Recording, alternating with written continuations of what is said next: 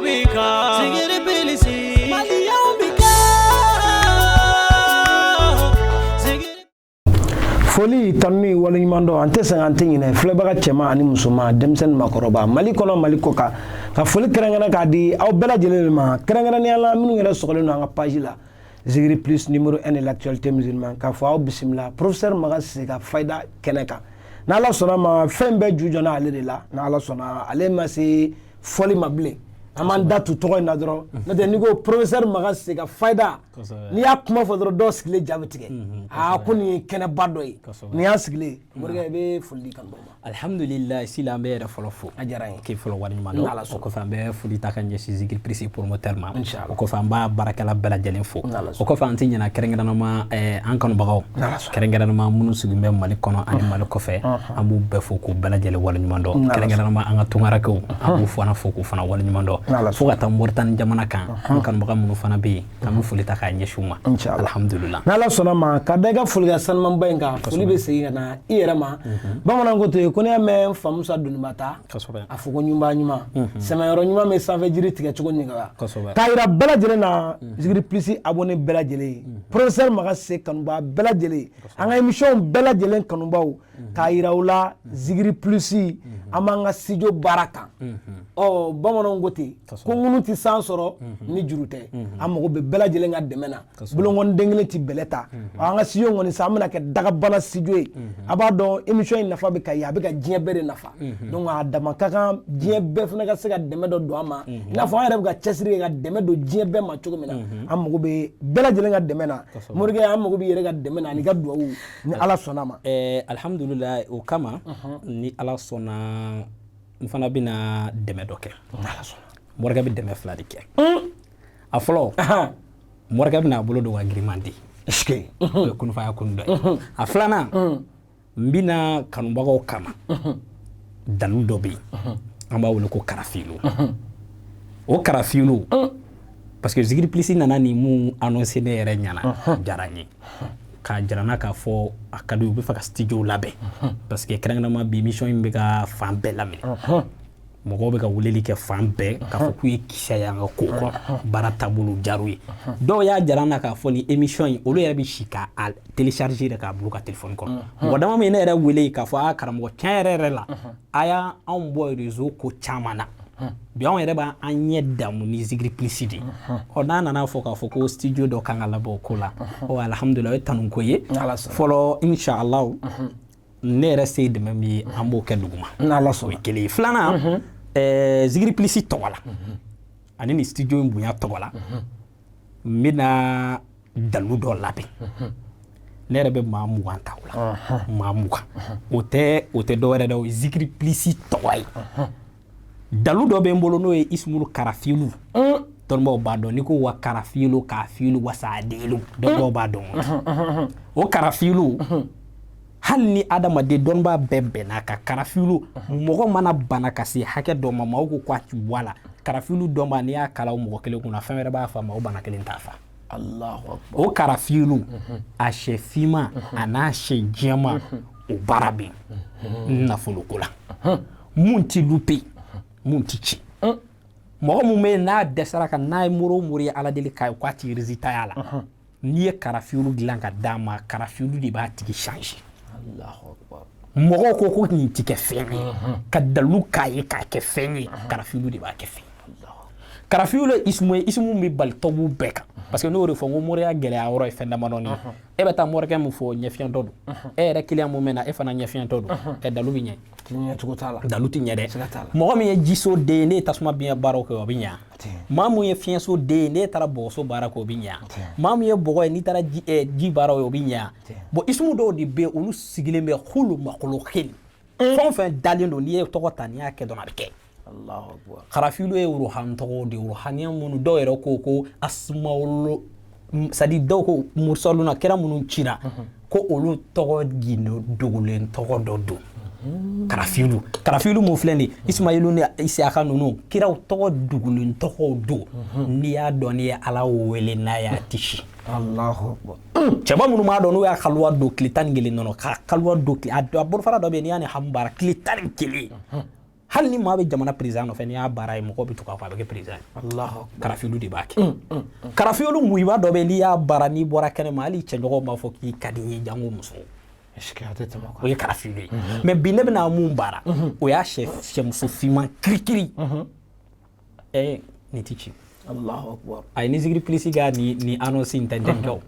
bon ni yɛrɛ fana ni bara nti mɔgɔ tɛ nin mɛ tuguni quoi Allahu akbar parce que ni morikɛ yɛrɛ ka sigi fɛn dɔ ye ni anw yɛrɛ bɛ nin tɔgɔ y'an ka sɔkɔnɔ fɛn dalu dɔ bɛ i b'a ɲini b'a sɔrɔ mɔgɔ wɛrɛ bolo mais ni dalu ni ye sɔkɔnɔna ye karafilu mina cɛ 20 ta zikiri plisi tɔgɔ la maa 20 o maa 20 na n bɛ karafilu baara u ye zikiri plisi ka ni kibaru kama Allahu akbar ne yɛrɛ bɛ nin ku ye m'a kɛ cogoya min na n m'a dɔn mais zikiri plisi ka studio ko bonya kama ni ala sɔnna minnu sɛgɛnna moriya la n'u ye sumu caman kɛ u ma fɛn y'a la walima minnu ye dalu caman kɛ n'u ma résultat y'a la